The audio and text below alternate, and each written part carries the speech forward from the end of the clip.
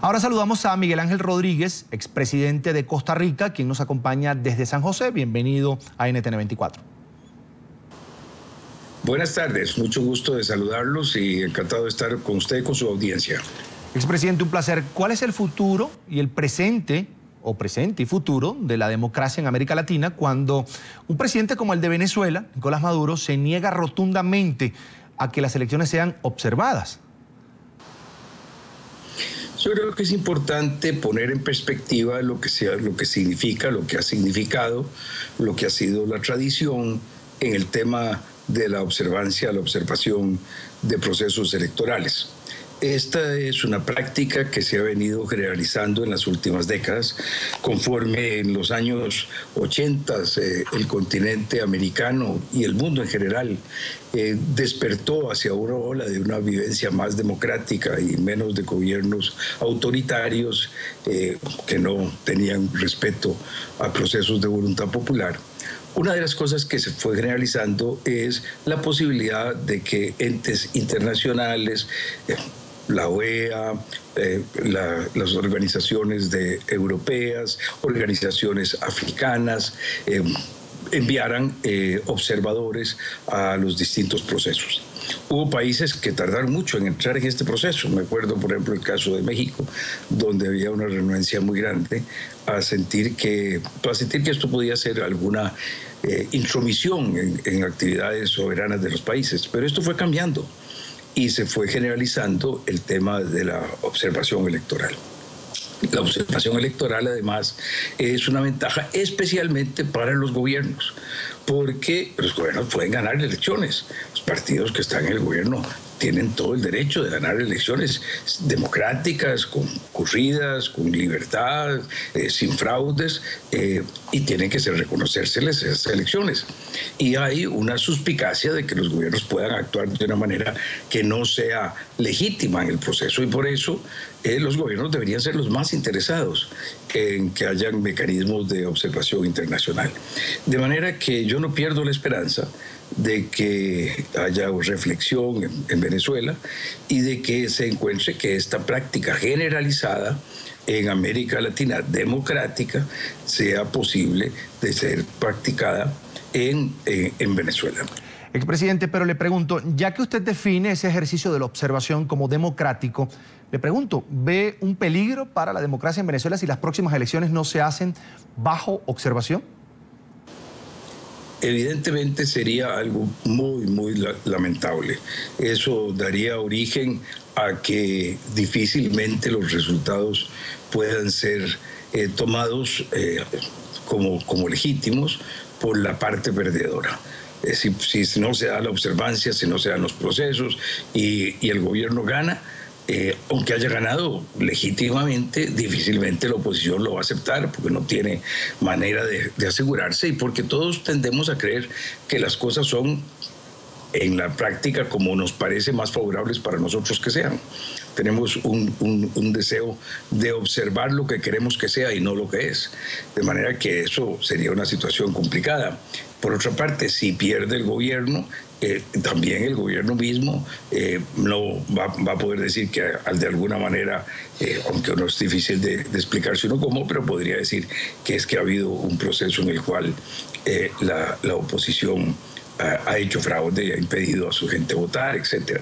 Entonces, me parece que para la paz, para la tranquilidad, para la seguridad, para que haya un proceso en Venezuela donde las cosas evolucionen en favor de los venezolanos, la observación internacional de este proceso electoral parlamentario en diciembre en Venezuela es sumamente importante. Y quería preguntarle también, ¿qué se desprende de ese discurso descalificativo de Nicolás Maduro hacia organismos internacionales como Naciones Unidas, la OEA? ¿Cuál es su lectura de estos comentarios? Es lamentable, ciertamente, que haya esa descalificación.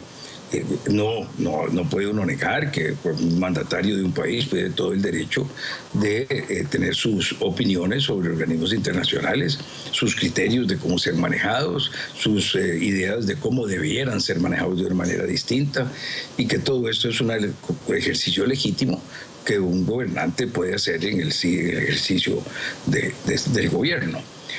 Pero evidentemente es importante que estas cosas se hagan también con un poco de prudencia para evitar que lo que se produzca sea un vacío en las regulaciones y en los organismos internacionales, que a los que más daño nos haría es a los países que no somos las grandes potencias, porque en buena medida estos organismos internacionales son el mecanismo más importante que tenemos en principios del siglo XXI para buscar un equilibrio entre los intereses de las potencias y los intereses de los otros países en el mundo.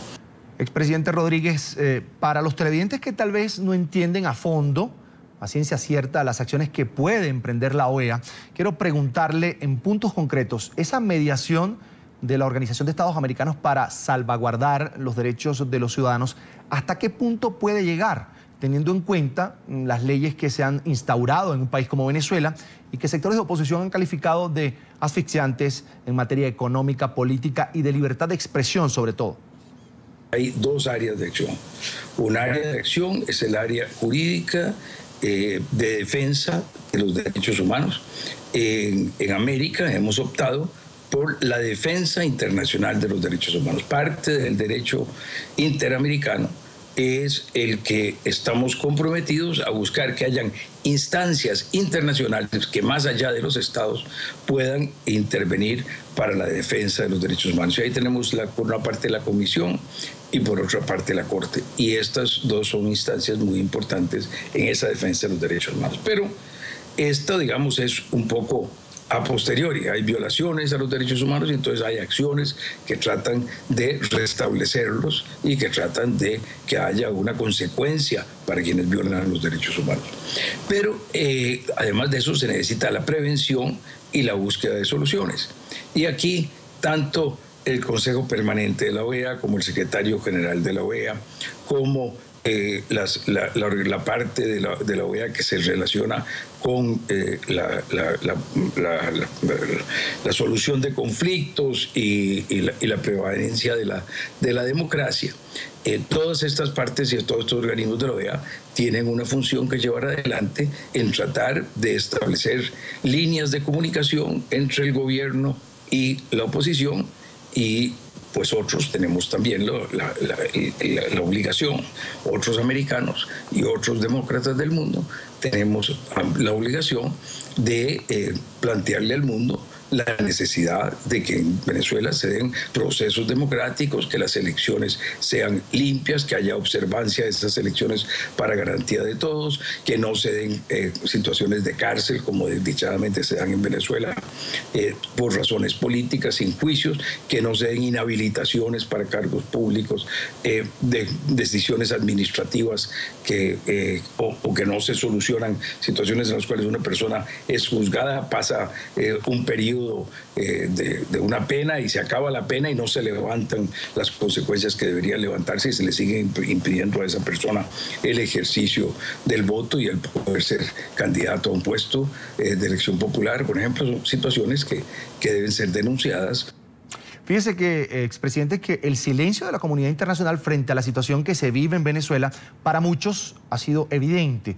¿Hasta qué punto, le pregunto, ese respeto a la soberanía e independencia estaría dando cabida a gobiernos represores en la región?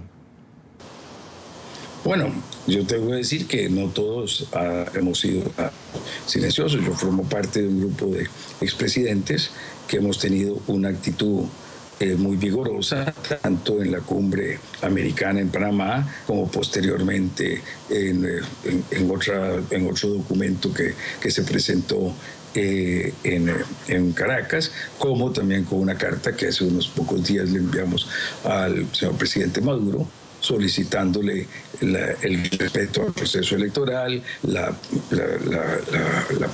permitir la observación internacional, el ayudar a que haya un sistema de diálogo y el buscar una solución, el liberar a los presos políticos, para el no hacer inhibiciones de derechos electorales de las personas por vías administrativas.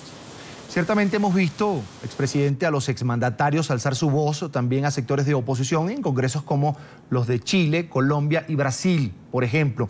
Pero me refiero al silencio de los gobiernos de turno en la región. ¿Por qué callar ante denuncias de violaciones a los derechos humanos y a las libertades, como ocurre en Venezuela? Bueno, yo quisiera pensar que eso se debe a que quieren mantener una capacidad de diálogo y de apertura con las autoridades venezolanas y no quieren comprometer su capacidad de ayudar a que las autoridades venezolanas lleguen a entender la ventaja que para ellos significa el respetar los derechos humanos y la democracia.